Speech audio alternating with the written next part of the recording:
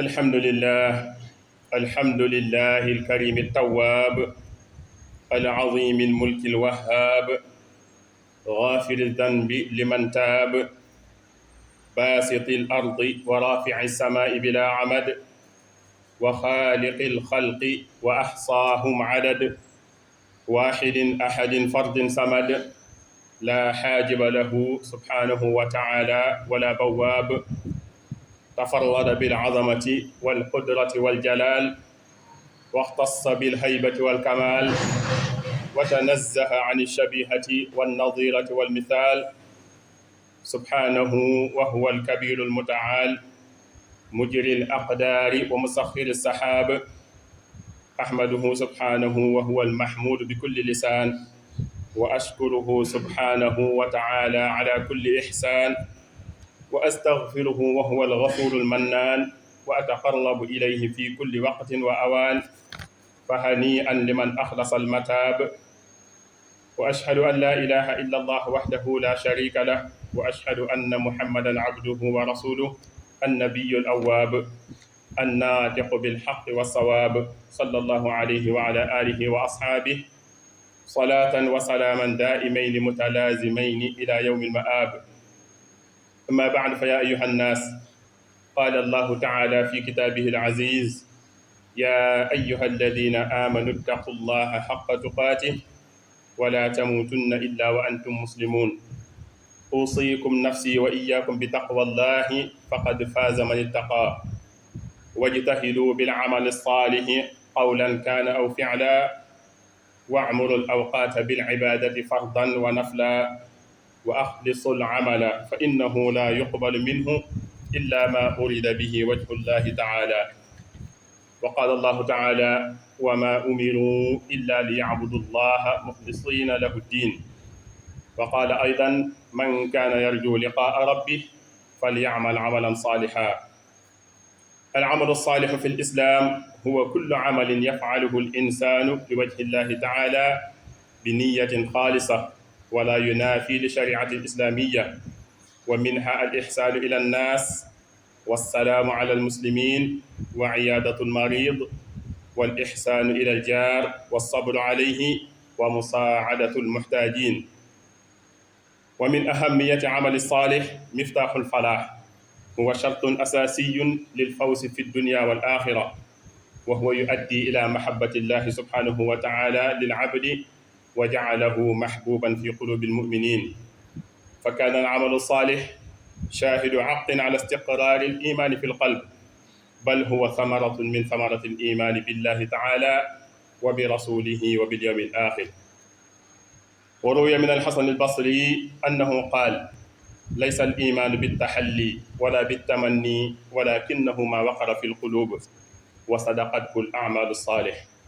ثم زاد فمن قال حسنا وعمل غير صالح رد الله عليه قوله ومن قال حسنا وعمل صالحا رفعه العمل ذلك بأن الله يقول إليه يصعد الكلم الطيب والعمل الصالح يرفعه ولا يجوز للمؤمن أن يترك العمل الصالح خوفا من الرياء لأن هذا من خطوات الشيطان أما مجرد الفرح بالعمل الصالح فإنه لا ينافى بالإخلاص والإيمان قال الله تعالى قل بفضل الله وبرحمته فبذلك فليفرحوا هو خير مما يجمعون إن أفضل ما يحتاجه العبد يوم القيامة هو العمل الصالح ينجيه من عذاب النار وسبب من أسباب دخول الجنة والوقوع تحت رحمة ربه قال تعالى والذين آمنوا وعملوا الصالحات لنبوئنهم من الجنة غرفا تجري من تحتها الأنهار خالدين فيها نعم أجر العاملين وقال الحافظ ابن الكثير لقد أجر الله الكريم أن من عاش على شيء مات عليه ومن مات على شيء بعث عليه ففي الحديث إن الله إذا أراد بعبده خيرا استعمله فقيل كيف يستعمله يا رسول الله قال يوفقه لعمل صالح قبل الموت عباد الله إن الله تعالى يحب مواصلة العمل ومداومته ويجزي على دوامه ما لا يجزي على المنقطع منه جعلني الله وإياكم من الذين يستمعون القول فيتبعون أحسنه.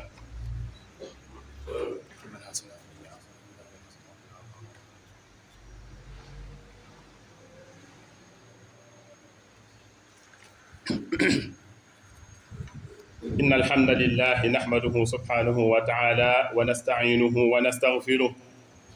ونعوذ بالله من شرور أنفسنا ومن سيئات أعمالنا. من يهده الله فلا مضل له ومن يضلل فلا هادي له وأشهد أن لا إله إلا الله وحده لا شريك له وأشهد أن محمدا عبده ورسوله صلى الله تعالى عليه وعلى آله وصحبه أجمعين. mbokk ñi ngi sant yàlla suñu borom subhanahu wa taala moom buur bu tedd bi nangul tuub ci jaamam ñi. suñu borom subhanahu wa taala muy borom nguur gu màgg gi mooy mayawaakoon bi mooy jéggal bàkkaar yi ci ku ko tuub léeg-léeg sax mu jéggal bàkkaar ci ku ko tuubut. suñu borom subhanahu wa taala mi fi tàllal suuf si ñu toog fi tey di ko jaamu fii waaye mu yëkkati asamaan si amul benn piles bu mu ci def mu nekk kimtaan gu màgg. suñu borom subhanahu wa taala mi bindi mbindee fa mi ñu bëri lool te moom rek moo xam seen lim nuñ toll. mu wéet ci jëmmam ji tam doon ku ñu jublu ci aajo jamono ju nekk ak waxtu wu nekk. amul kenn ku ko mën a yiir ci nguuram nge wala ku jamono doon dara. suñu borom subhanahu wa taala mi wéetoo kattan ak màgg tamu jagoo li nga xam ne mooy hayba ak màgg mat sëkk. suñu borom subhanahu wa taala mi nga xam ne sori na ñu koy nuróoleeg ak mbindeefam wala ñu koy dendaleeg moom wala ñu koy misaal. suñu borom subhanahu wa taala mi nga xamee ne mooy wàcce dogali ci saa yu ko soobee waaye mooy wàcce ngelaw yi bu ko neexee mu nekk ngelaw yi daane ay garab bu ko neexee mu nekk ngelaw yu def ànd ak yërmande. ñi ngi seede ne amul benn bul bu ñu war a jaamu ku dul moom te des ko bokkaaleeg dara. ñi ngi seede ne yonente Muhammad sallallahu alayhi wa sallam ak jaamam la te ndawam la moom moo ko tànn yónni ko ci mbooleem mbindeef yi. ñu ngi julli ak di salmal ci moom mbooleem ak ay mbokkam ak ay saxaabaam ba keroog bisu penc. mbokk yi ginnaaw ba loolu jàllee maa ngi dénk sama bopp ragal yàlla suñu borom subhanahu wa taala te ji leen ko dénk. alquranu karim moo wax ne yéen ñi gëm yàlla ragal leen yàlla seen borom subhanahu wa taala ci dëgg-dëgg ragal ko ba mu ba dem ba mu yàgg mu waxaat fattaqullaha mastataatum ku munta àgg ci xàqa tuqaati nga àgg ci mastataatum yàlla nañu ko yàlla defal. mbokk yi ñi ngi dénk suñu bopp te ñu leen dénk ñuy góorgóorlu ci jëf ju baax jëf ju sell moo xam ca wax jala wala ca jëf jala. waaye nag nañu dundal waxtu yi ginnaaw ba nga xamee ne farata yi jàll na ay nawaafilul xayraat yu bëree bëri waaye ñuy sellal jëf ja nag te di ko def te jëmmi yàlla suñu borom subhanahu wa taala rek tax.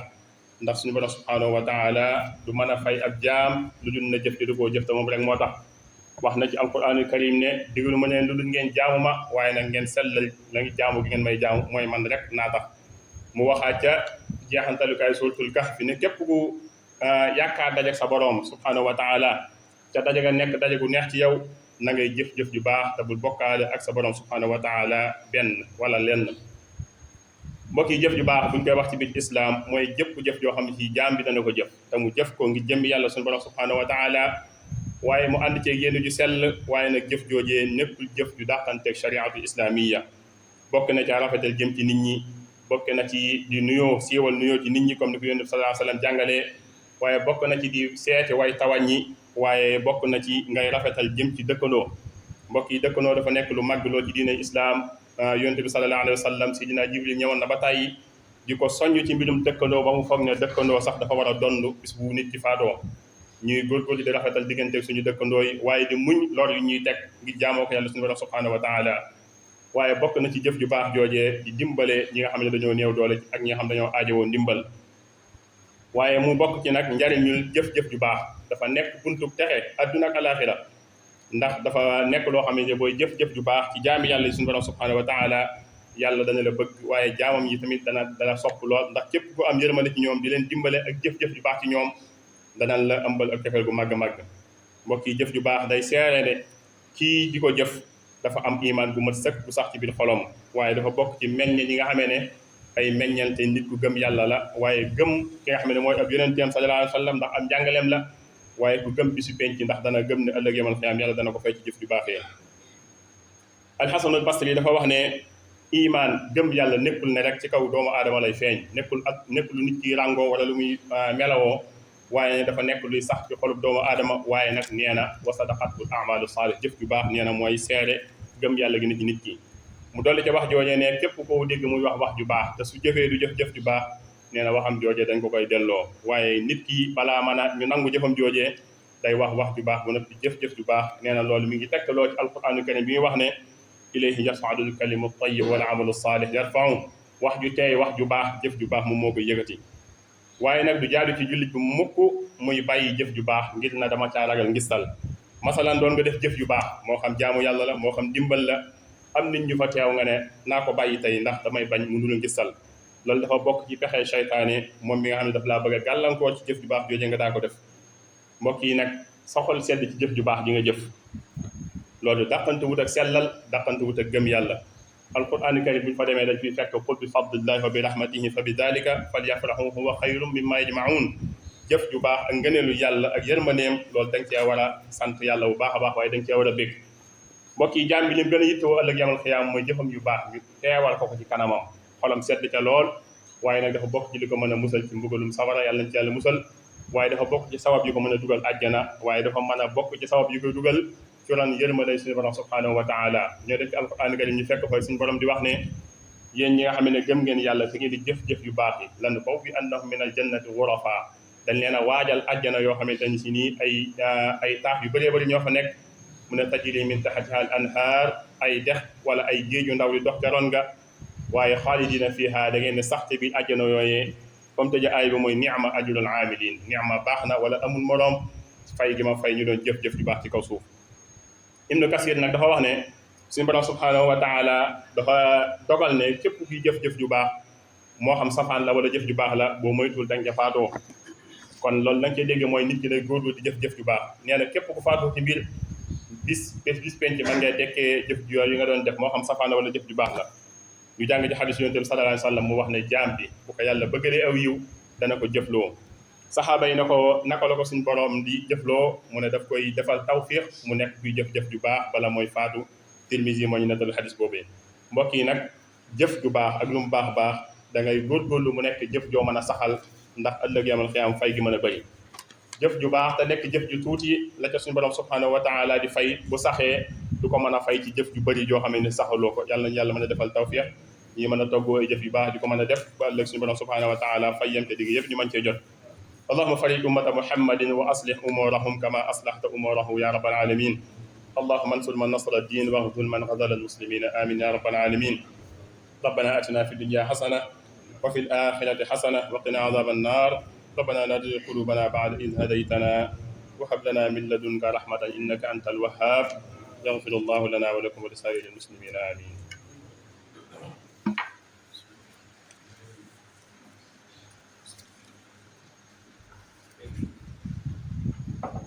بسم الله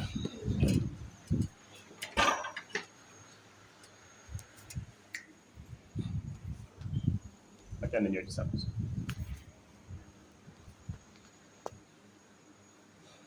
بسم الله الله أكبر الله أكبر أشهد أن